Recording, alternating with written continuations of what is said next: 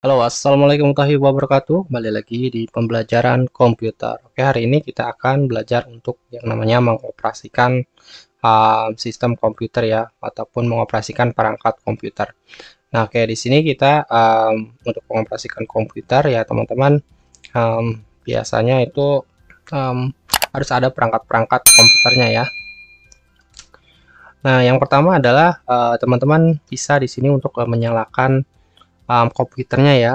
Nah, bisa teman-teman bisa berupa PC ataupun laptop. Nah, di sini untuk menyalakannya ya teman-teman silahkan cari simbol yang seperti ini ya. Nah, ini adalah simbol untuk yang namanya power. Ya, jadi kalau misalkan teman-teman menemukan tombol ini berarti dia untuk menyalakan ya ataupun untuk mematikan komputer. Nah, sama ya di sini juga untuk misalkan mematikan komputer ya secara paksa juga sama menggunakan simbol ini ya. Tapi kalau misalkan teman-teman mematikan secara paksa ya dalam keadaan dia hidup ya ataupun sedang menjalankan operasi ya, maka dia nanti sistem hardware-nya itu ya akan bisa mengalami kerusakan ya seperti itu. Nah, makanya kalau misalkan teman-teman punya yang namanya PC ya ataupun laptop itu jangan terlalu sering itu dimatikan ya melalui si tombol ini ya. Tapi untuk menyalakan ya harus tetap pakai tombol ini. Oke. Nah, pastikan juga ya kalau teman-teman power source-nya itu atau baterainya itu terpasang dengan baik ya. Nah, kalau misalkan di rumahnya listriknya nggak stabil ya, teman-teman bisa menggunakan yang namanya alat tambahan ya, yaitu stabilizer ya untuk ke perangkat-perangkat tertentu ya, agar nanti komputer teman-teman itu nggak mengalami over ya, over listrik ya. Jadi kalau misalkan ada over listrik ya, ataupun ketika misalkan mati lampu ya dengan tiba-tiba. Nah, kalau misalkan laptop mungkin itu punya baterai ya, tapi untuk personal komputer itu karena dia menggunakan PSU ya. Nah, itu nggak bisa yang namanya dia nahan daya ya. Nah, maka dari itu harus ada yang namanya penahan dayanya ya. Nanti bisa juga menggunakan stabilizer seperti itu. Oke, nah untuk shutdown ya ataupun mematikan komputer, teman-teman bisa juga melalui shutdown, klik start shutdown ya. Nah, caranya itu gampang banget ya. Kita langsung ke sini ya, kita start, kemudian klik power ya di sini. Nah, di sini ada 3 pengaturan ya. Ada sleep, ada shutdown, ada restart ya. Di sini untuk sleep sendiri ya, berarti dia untuk menidurkan komputer ya. Jadi maksudnya menidurkan komputer itu nanti dia ketika misalkan kita mau pergi sebentar ya, tapi kita nggak mau yang namanya menyalakan powernya lagi ya, jadi tinggal dibuka aja ya, nanti tekan sembarang di keyboard nanti dia akan hidup lagi seperti itu. Jadi aplikasinya itu masih berjalan di belakang ya. Nah, untuk shutdown ini ya berarti dia untuk mematikan komputer ya secara penuh ya, untuk sistem operasinya. Oke, untuk restart sendiri berarti dia melakukan pemulaian ulang ya ataupun ya restart ya, berarti dia sistem operasinya mati sebentar terus kemudian hidup lagi seperti itu ya. Nah, untuk restart ini biasanya digunakan ketika teman-teman mengupdate aplikasi ya ataupun sedang menginstal aplikasi yang membutuhkan yang punya restart untuk perubahan di sistemnya. Nah, biasanya menggunakan ini ya, ataupun ketika teman-teman namanya sedang kalau di PC itu dia mencolokkan sesuatu ke dalam PC-nya ya berupa port-port lama ya, yang saya contohkan kemarin seperti port PS2. Nah, itu dia memerlukan yang namanya restart ya. Kalau mencolokannya itu ketika si sistem operasinya masih hidup ya. terkadang itu dia langsung nggak kebaca. Tapi kalau misalkan di restart, karena dia ada yang namanya proses booting ya, jadi dia untuk mengenali perangkat-perangkat di awal yang sudah terpasang ya, maka dia langsung akan mengenali perangkat yang tadi dicolokkan ya, jadi harus di restart dulu. Nah, tapi untuk teman-teman ya, pengguna misalkan di laptop itu tidak perlu yang namanya kalau misalkan mencolokkan sesuatu itu tidak perlu restart ya, karena kebanyakan port-port di laptop itu dia langsung plug and play ya, seperti itu. Kalau misalkan kebanyakan sekarang udah berjenis yang namanya USB dan USB Type C ya, karena itu bentuknya universal ya. Universal itu berarti dia bisa untuk macam-macam ya, misalkan untuk flash disk ya, kemudian untuk mouse juga yang berjenis USB ya, ada juga misalkan untuk converter ya. Kalau misalkan di laptop teman-teman nggak ada yang namanya port RJ45-nya ya untuk internet ya, teman-teman bisa beli yang namanya USB to RJ45. Nah, seperti itu. Jadi itu bentuk portnya universal ya. Oke.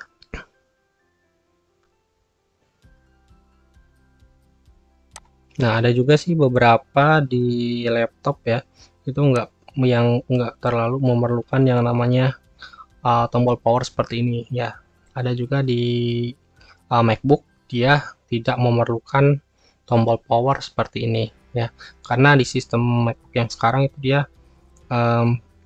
kalau misalkan diangkat saja itu sudah langsung bisa hidup ya. Ada sensor ya, ketika dia mengangkat dia langsung hidup ya. Nah, untuk mematikannya ya sama ya, menggunakan klik di sistem operasinya, entah itu dari sistem operasi manapun pasti dia tersedia yang namanya sistem untuk shutdown ya, seperti itu. Nah, jadi kalau misalkan teman-teman untuk menggunakan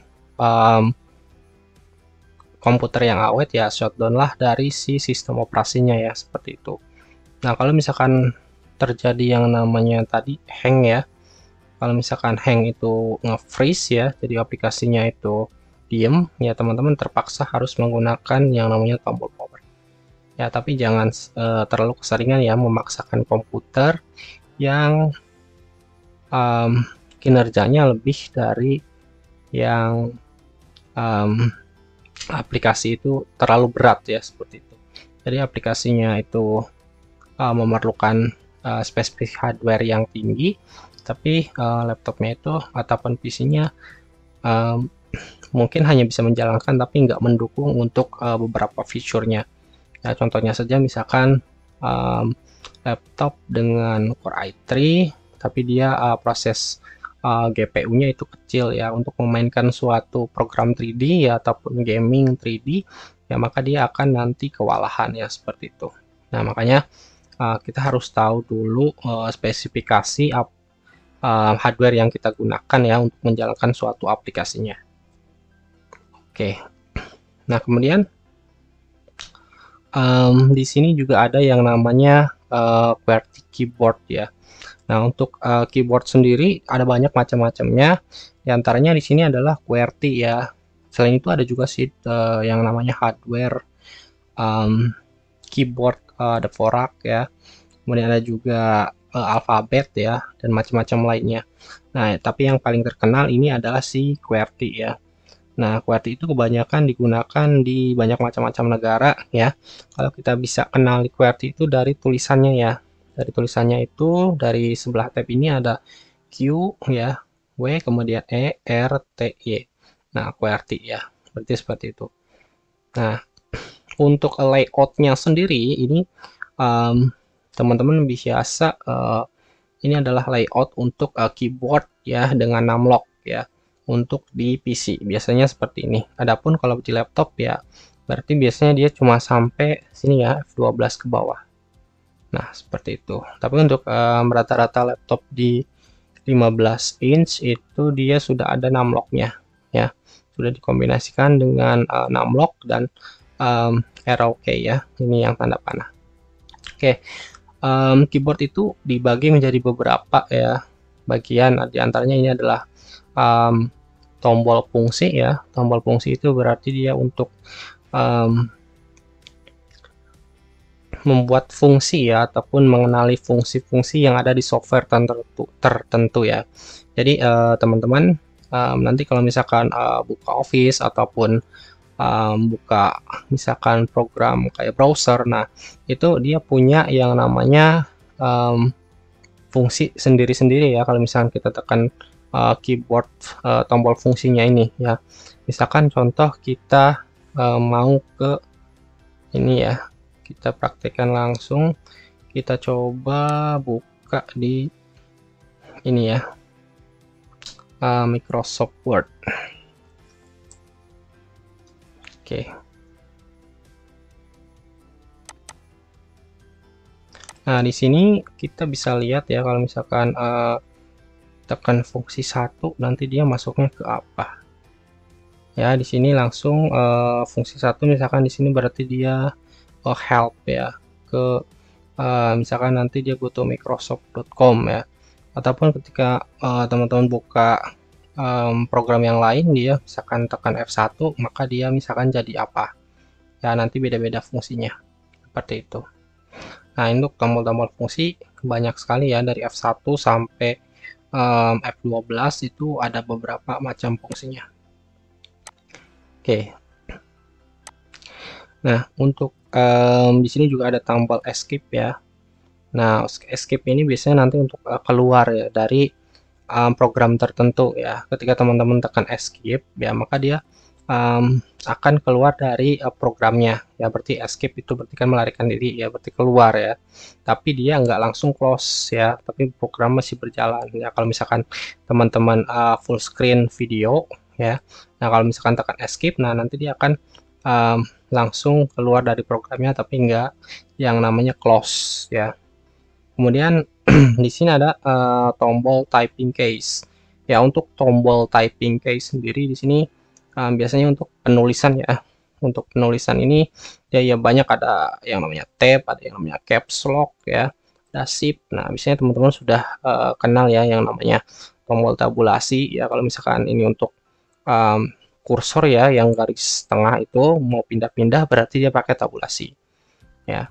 Kemudian ada juga angka di sini ya, ada juga simbol-simbol tertentu. Nah, ini dia layoutnya itu keyboard yang keyboard India ya. Jadi kalau misalkan teman-teman lihat ya, kalau keyboard US atau Indonesia itu biasanya dia polosan ya di QWERTY-nya. Tapi untuk keyboard tertentu ya, kalau misalkan teman-teman beli laptop ya produk luar negeri ya, dia biasanya ada layoutnya tergantung dari negara mana tempat pembelian laptopnya ya. Kalau misalkan ini contoh, ini adalah keyboard versi India ya, versi India. Jadi di sini ada tulisan-tulisan tertentu ya,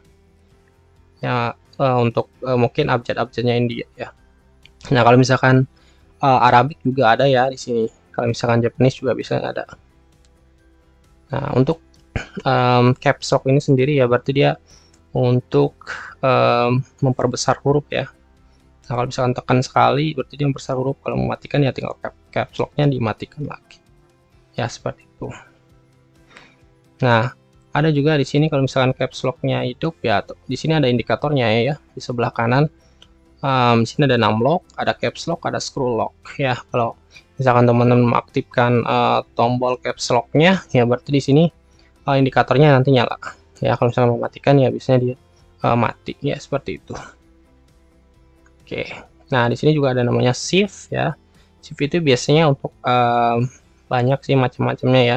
Kalau misalkan di software editing dia untuk proporsional ya, untuk misalkan mengubah objek ya, seperti itu. Tapi kalau misalkan di software seperti Microsoft Word ya, dia bisa juga untuk yang namanya memperbesar huruf ya. Kalau misalkan caps lock ini dia untuk langsung jadi huruf besar semuanya ya, kalau misalkan kita ketik. Tapi kalau misalkan kita shift ya, shift tekan misalkan shift A ya, nanti dia cuma yang untuk memperbesar awalnya itu A saja ya, kemudian shiftnya nggak ditekan lagi, seperti itu. Oke, ya. Nah, ada juga banyak sih tombol kombinasi-kombinasinya. Nah, untuk di sini juga kalau misalkan ya backspace ini teman-teman mungkin udah tahu ya. Backspace itu mungkin untuk menghapus ya, menghapus dari kanan ke kiri ya.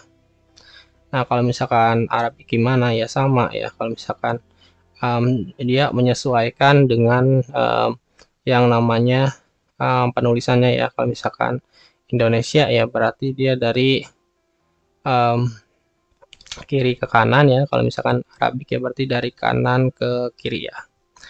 Ya seperti itu.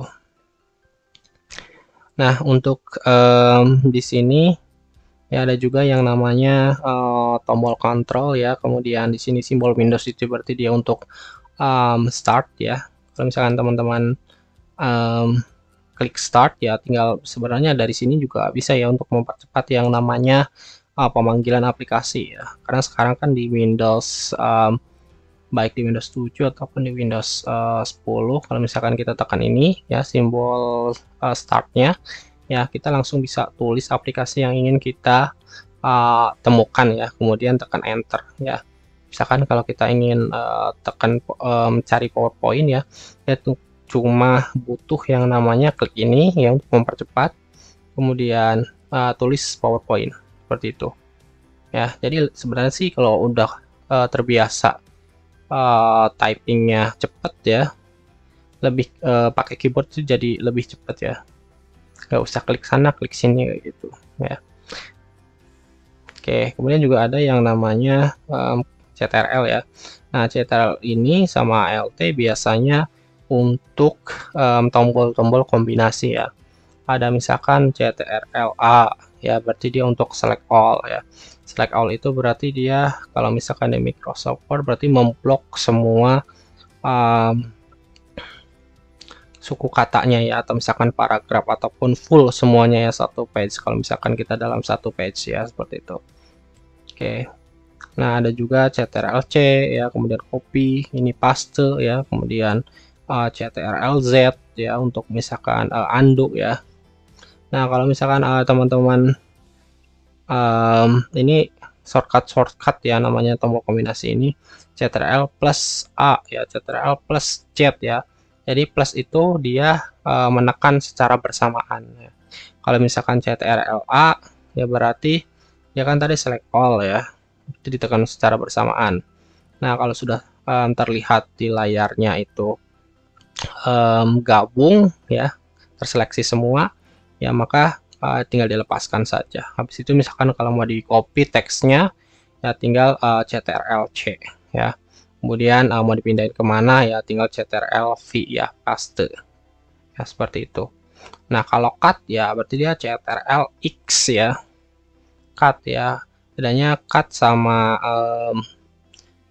copy ya, berarti kalau copy itu dia menyalin ya, file utamanya masih ada. Kalau cut berarti dia file utamanya nggak ada ya, langsung dipindahkan seperti itu.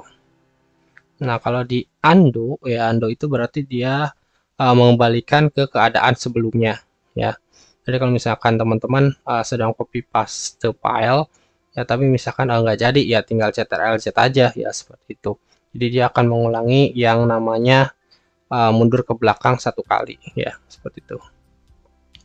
Ataupun misalkan teman-teman ada yang namanya salah ketik ya, bisa juga pakai CTRL-Z untuk mengembalikan ke awalnya ya. Oke, di sini juga ada yang namanya ini ya, kadang ada simbol seperti ini nih, apa ya.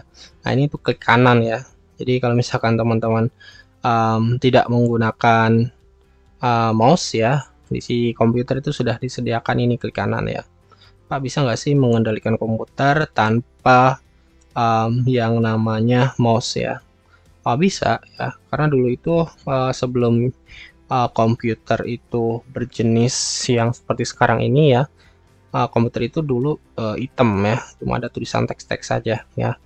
Nah, sekarang itu sudah ada yang namanya sistem grafik ya, jadi kelihatan ya kalau misalkan ada starnya ya, ada Windows-nya ya. Kalau misalkan Windows 10, Windows 7 ya, itu kan sudah ada grafiknya ya, GUI ya, namanya sistem GUI, graphic user interface Nah, kalau yang jadul ya, kalau misalkan kalian beli laptop itu biasanya kosongan ya, itu berarti dia pakai sistemnya biasanya DOS ya. DOS itu berarti dia cuma hitam gelap, ada tulisannya doang ya, makanya itu ya. Kalau sistem DOS itu berarti dia um, ya ada sistemnya, cuma dia um, masih ya kayak tahun-tahun jadul ya, seperti itu. Oke, hanya berbasiskan dengan command line ya. Command line itu berarti dia kalau mau ngapa-ngapain ya harus diketik ya, seperti itu. Nah, kalau tombol ALT-nya itu ya, kalau misalkan ALT, teman-teman, kalau misalkan di Microsoft Word ya, saya contohkan di sini. Nah, kalau misalkan di Microsoft Word ya, kalau teman-teman tekan tombol ALT ya, nah maka di sini akan muncul ya yang namanya huruf-huruf seperti ini ya. Nah, jadi ini juga adalah tombol ya untuk Alt, berarti dia mau ngambil ke menu apa ya, seperti itu. Nah, misalkan kita mau ke layout ya, di sini tulisan P, maka kita tinggal tekan P saja. Ya, nah kalau sudah ke layout mau ngapain lagi nih? Nah, kalau mau ke margin ya tinggal tekan M. Ya, seperti itu. Nah, kalau mau coba ya teman-teman silahkan coba di laptopnya masing-masing ya untuk tombol ALT ini. Oke, ya. Selanjutnya ada juga tombol ini ya, tombol control case. Ya, control case ini berarti dia untuk fungsinya itu mengontrol ya, mengontrol keadaan yang ada sedang ditampilkan di layar. Nah, ini juga ya, yang pertama ini ya arrow key ya, berarti dia untuk menggeser ya suatu kursor. Ya, kalau misalkan kita misalkan nulis ini ya, ya maka dia bisa digeser ke kanan ke kiri ya, ataupun ke bawah ya. Kalau misalkan kita udah tekan enter ya, dia bisa ke atas, dia bisa ke bawah ya, seperti itu. Oke, itu penggunaan untuk arrow key-nya. Ya, adapun di sini juga print screen ya. Kalau print screen itu berarti dia screenshot ya, screenshot ya. Jadi kalau teman-teman di komputernya ada yang namanya print screen seperti ini, tombol print seperti ini ya, ataupun di laptopnya, teman-teman bisa langsung tekan ya itu.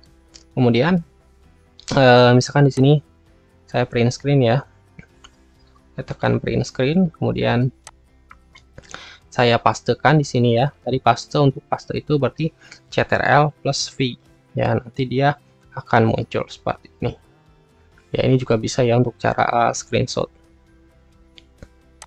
Oke, nah ada juga di sini screw lock ya. Karena di laptop saya nggak ada screw lock ya, maka di sini nggak bisa saya praktikkan ya. Untuk scroll lock itu berarti dia scrollnya itu ya, antara naik turun ini dia bisa di lock ya, jadi diam. Oke, nah untuk mouse ya, mouse break ya, di laptop saya juga nggak ada sepertinya. Oke, kebetulan di sini saya menggunakan laptop yang berjenis 15 inch ya, jadi ada 6 locknya. Kemudian di sini juga ada yang namanya insert ya, tadi udah dibahas, home ya, page up, page down, and delete ya.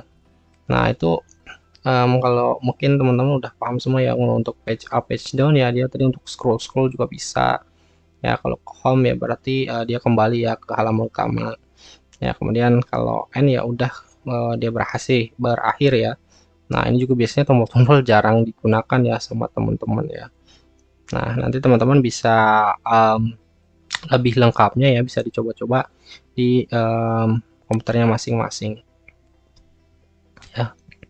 Oke, kalau misalkan nggak ada ya, teman-teman bisa searching ya untuk fungsi-fungsinya yang lebih jauh. Itu dia nanti tombol-tombol mungkin untuk shortcut ya, di aplikasi-aplikasi tertentu yang teman-teman biasanya butuhkan ya.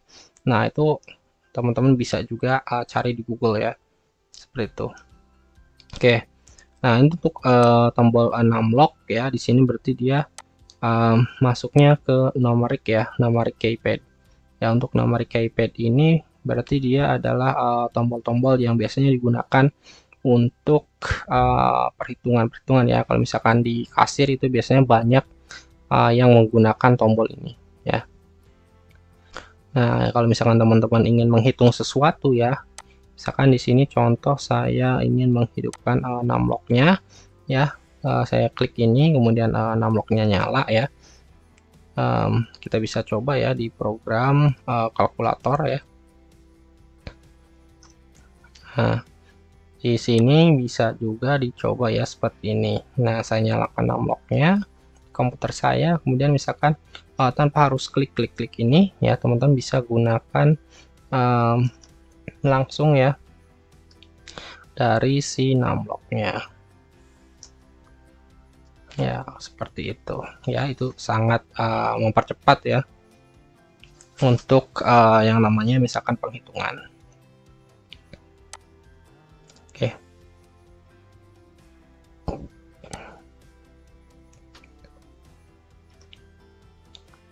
Oke, selanjutnya untuk setup desktop ya. Setup desktop itu mungkin dari teman-teman ya bisa lihat di sini di video ini ya.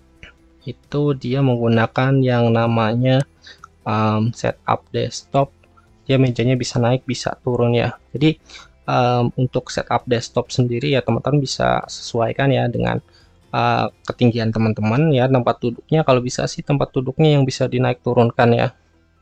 Nah, kita bisa lihat ya untuk videonya. Nah, itu bisa dinaikin mejanya, bisa diturunkan ya, seperti itu. Ini sebenarnya untuk yang jenis laptop yang mungkin untuk teman-teman yang karena kita kan nggak boleh yang namanya misalkan duduk berjam-jam ya, harus istirahat juga ya. Tapi kalau misalkan untuk fokus ya, kalau misalkan yang sering banget kerjanya itu di yang namanya di depan komputer ya seharian ya, dia kalau untuk fokus ya dia harus mungkin mengerjakannya sambil berdiri seperti itu. Oke, kita bisa lihat ya, jadi mejanya itu macam-macam, ada yang seperti itu. Nah, ini lagi dipasin ya untuk mejanya ya. Jadi antara pastinya itu dia berarti antara dadanya ya dengan si mejanya seperti itu ya. Oke. Nah ya, jadi bisa juga menggunakan itu ya bangku yang seperti itu.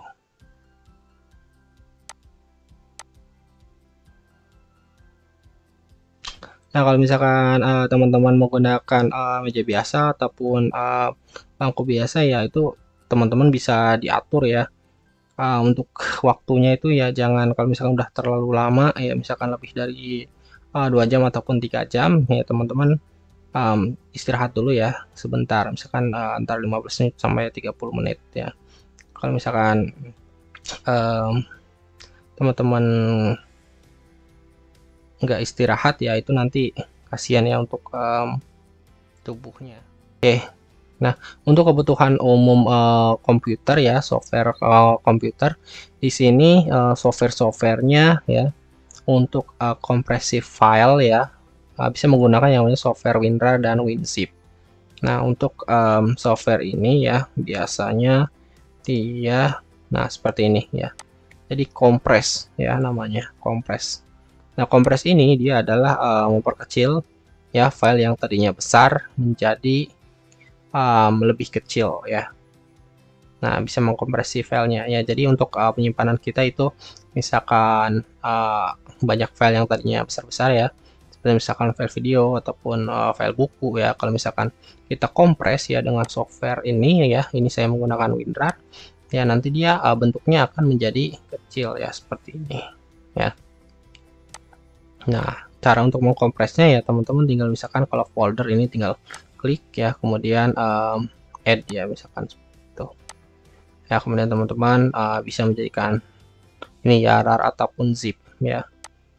Nah, untuk WinRAR dan WinZip ini adalah pengkompresian ya. Nah, ini mau berapa misalkan di setting ya. Ya kalau misalkan nggak tahu tentang ini ya, tinggal di oke saja ya. Nah, kalau misalkan di split juga bisa ya. Kalau di split itu berarti dibagi-bagi menjadi beberapa file ya, seperti itu. Nah, ataupun juga mau dikasih yang namanya password ya, bisa juga ya, seperti ini. Ataupun dikasih komen juga bisa ya. Nah, kalau mau di set password ya seperti ini. Kalau misalkan file teman-teman itu penting banget ya, ini bisa yang namanya di password ya untuk file-file pentingnya ya. Nah, nanti kalau misalkan mau buka ya teman-teman tinggal masukkan passwordnya. Jadi untuk keamanan data ya, biasanya kalau data penting ya selain dikompres ya dia dimasukkan password juga ya, tapi jangan lupa passwordnya, jangan sampai lupa ya, seperti itu. Oke, ini untuk WinRAR ya. Nah, ada juga di sini untuk PDF reader ya.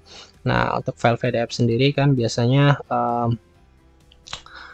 bentuk yang kayak kalau di Microsoft Word ya kan bisa diedit ya. Kalau di PDF itu file yang nggak bisa diedit ya. Nah, jadi bahan bacaannya itu jadi hanya untuk dibaca saja biasanya. Nah, ada untuk file pembacanya itu ada Adobe Reader, ada Foxit Reader ya. Ini untuk contohnya. Ya, sebenarnya di internet itu banyak sekali ya, tapi untuk yang orang banyak pakai biasanya ini ya, Adobe Reader, Foxit Reader ya. Oke, untuk selanjutnya ada program paket Office ya. Nah, di rata-rata komputer ya biasanya juga menginstal yang namanya program paket Office ya, karena dia bisa digunakan di sistem offline ya. Nah, kalau untuk Microsoft Office tentu saja dia bisa langsung digunakan offline ya di komputer masing-masing ya. Untuk Microsoft Office dia berbayar ya, tapi untuk yang free ada yang namanya LibreOffice, ada yang namanya OpenOffice ya. Banyak sekali yang biasanya digunakan untuk word processor seperti itu. Ya, kalau misalkan teman-teman kemarin yang saya kasih di Microsoft Office-nya ya, itu hasil repack ya. Jadi masih aman ya kalau digunakan di komputer. Oke. Nah, kenapa aman? Karena di situ saya cari dari yang nge-repack itu orang Indonesia ya. Kalau misalkan teman-teman cari software ya repack ya, karena repack itu biasanya gratis ya di internet. Jangan cari yang dari biasanya dari website berbahasa Inggris, itu biasanya dikasih malware biasanya kalau dari orang luar negeri ya. Makanya setting di browsernya itu kalau misalkan kita telusur itu ke bahasa Indonesia ya. Oke. Nah, untuk video player di sini PLC Media Player ya ataupun GOM Player ya. Nah, di antara software-software ini kalau misalkan untuk sebenarnya sih kalau di komputer Windows ya ataupun sistem operasi apapun biasanya langsung ada video playernya. Namun ya untuk ekstensi tertentu ya ataupun file-file yang agak dia sistem pembacaan video filenya itu kurang mendukung ya, maka teman-teman harus menginstal yang namanya VLC ataupun GOM Player ya. Karena misalkan kita untuk MP4 ya bisa dibaca ya di Windows Media Player. Namun kalau misalkan filenya seperti mungkin MPEG ya ataupun jenis ekstensi lainnya ya, dia nggak bisa di play di Windows Media Player ya, yang biasanya langsung tersedia gratisan di paket Windows-nya ya. Nah, adapun musik player ya di sini, kalau musik player ya berarti dia untuk biasanya untuk baca file-file berbasis MP3 ya. Nah, mungkin kalau misalkan sekarang kan orang misalkan kalau nggak download ya udah ada yang namanya software ya berbasis cloud ya. Jadi dia nggak usah download ya, tapi ataupun di sini dia bisa memutar online ya. Ada Spotify, ada Joox ya. Nah, untuk yang offline ini biasanya kita menggunakan MP3 ataupun Windows. Nah, sebenarnya masih banyak lagi sih software di internet ini untuk musik player. Nah, Kemudian ada juga yang namanya driver komputer ya. Ketika teman-teman pertama kali menginstall komputer ya, ataupun merefresh komputer, teman-teman ya dengan sistem operasi baru ya, biasanya dia harus um, ada yang namanya driver ya, software driver. Software driver ini biasanya dia sudah termasuk ke paket penjualan ya. Nah, biasanya ada di DVD ya, ada di DVD paket penjualannya. Di situ biasanya ada tulisan driver. Nah, ini fungsinya itu untuk mengenalkan ya ke sistem operasi bahwa drivernya itu hardware-nya itu sudah terpasang ya, kemudian dikomunikasikan dengan si sistem operasinya ya, misalkan monitor ya. Untuk di Windows itu biasanya untuk display ya, kalau misalkan pertama kali menginstal Windows ya, terutama di Windows 7 ke bawah, dia butuh yang namanya misalkan driver untuk display ya. Kalau misalkan dia nggak dipasang driver display, ya otomatis dia displaynya biasanya mengecil ya. Nah, dia nggak bisa full ya. Kalau misalkan mau full ya berarti harus diinstal yang namanya driver ya softwarenya ya, ataupun kamera ya, seperti itu. Kalau misalkan nggak diinstal yang namanya driver kamera ya, kemungkinan ada beberapa kejadian dia nggak bisa nyala kameranya, seperti itu. Jadi tugasnya si driver ini ya, dia untuk istilahnya untuk mengenalkan ya, lebih gampangnya seperti itu, mengenalkan antara si hardware dengan sistem operasinya. Nah, ada juga di sini teleconference ya. Teleconference itu ya berarti untuk biasanya teman-teman ya untuk nge-zoom ya, ataupun meeting online ya. Karena di sini sekarang kan kenapa saya masukkan ya, karena di sini sekarang sudah menjadi hal layak ya, karena untuk pandemi ini teleconference itu di mana-mana sedang dilakukan ya, untuk entah itu dari kalangan akademik ataupun kalangan pekerja ya, seperti itu.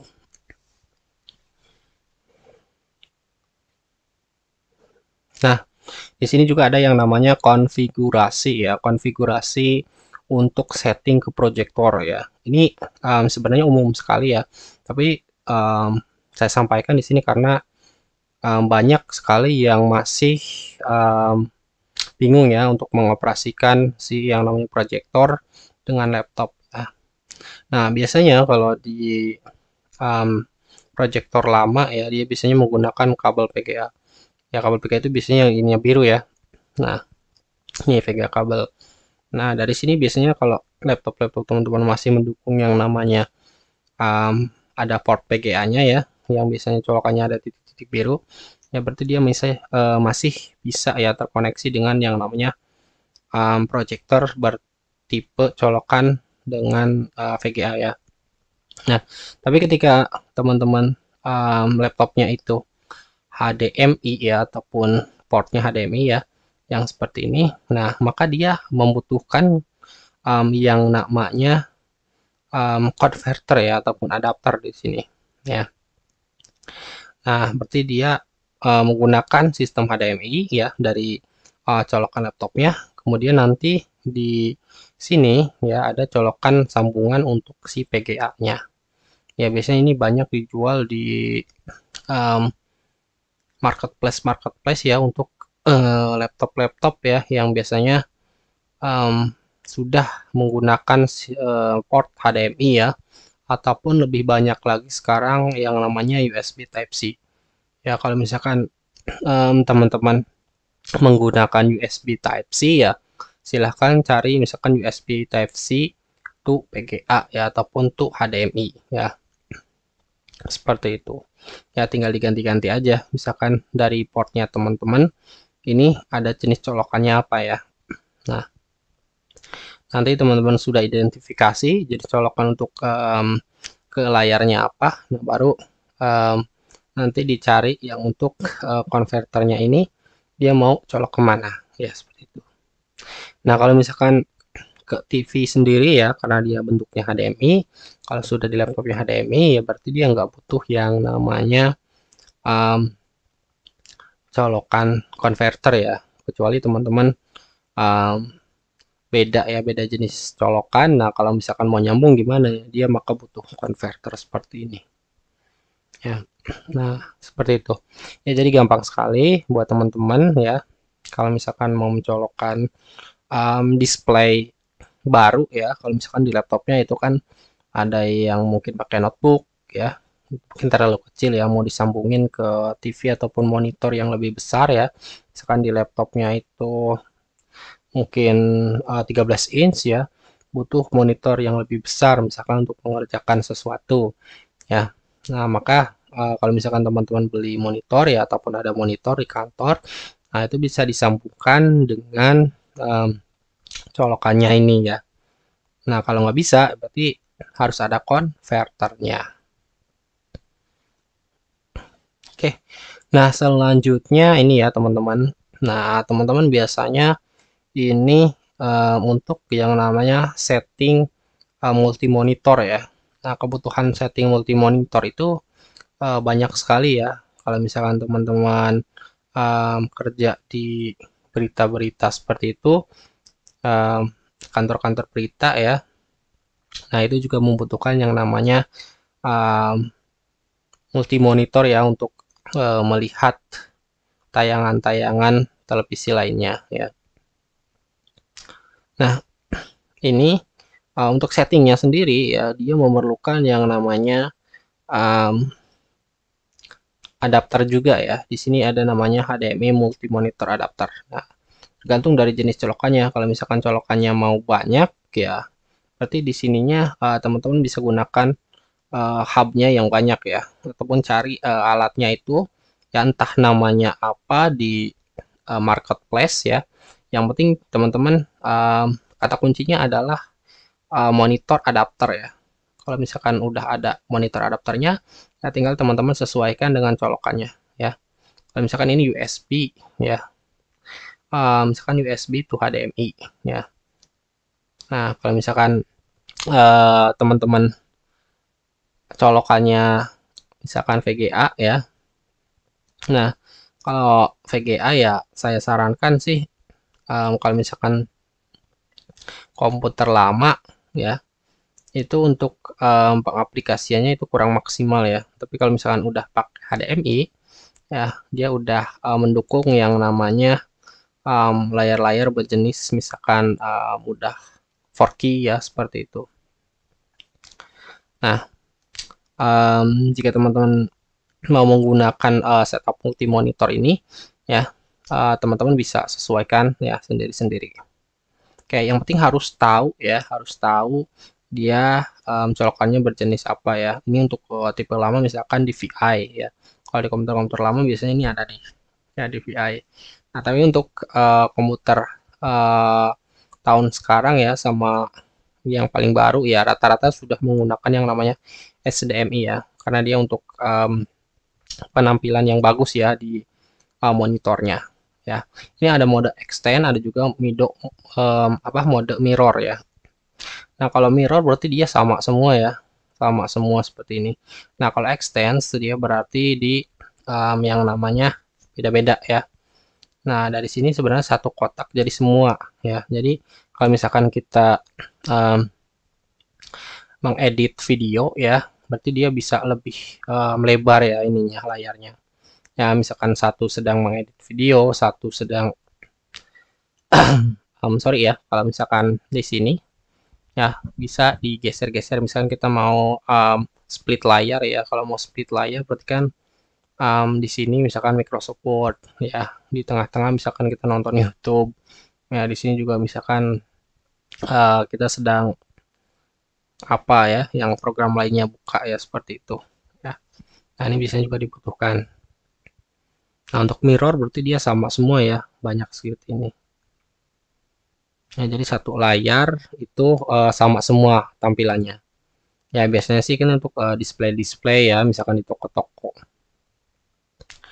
Nah, untuk cara ininya ya, setting di Windows-nya itu teman-teman gampang sekali ya, tinggal tekan ya.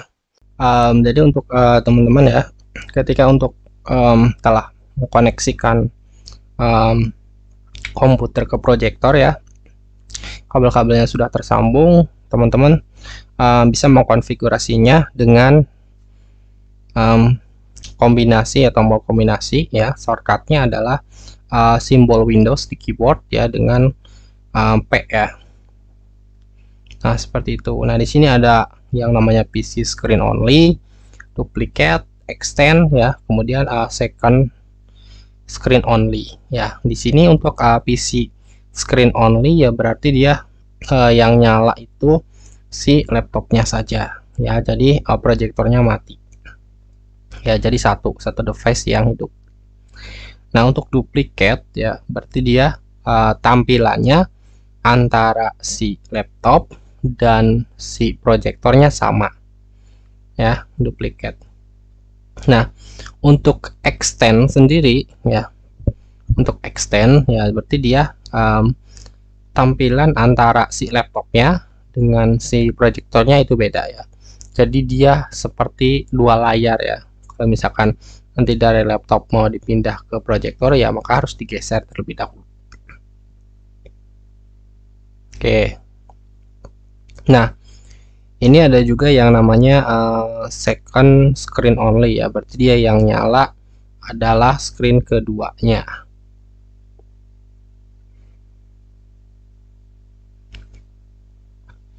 Oke ya, seperti itu. Tinggal teman-teman pilih ya, kalau misalkan sudah connect ke proyektor itu mau yang mana, mau duplikat ataupun mau PC screen only ya, seperti itu. Nanti dia akan berubah ya dengan keadaan yang sudah dijelaskan tadi. Oke, untuk pertemuan kali ini ya, mungkin itu cukup ya untuk teman-teman. Buat teman-teman ya, sekali lagi yang buat ketinggalan, silahkan untuk mengaktifkan notifikasi terbarunya ya, silahkan tekan tombol subscribe di bawah. Sekian, wassalamualaikum warahmatullahi wabarakatuh.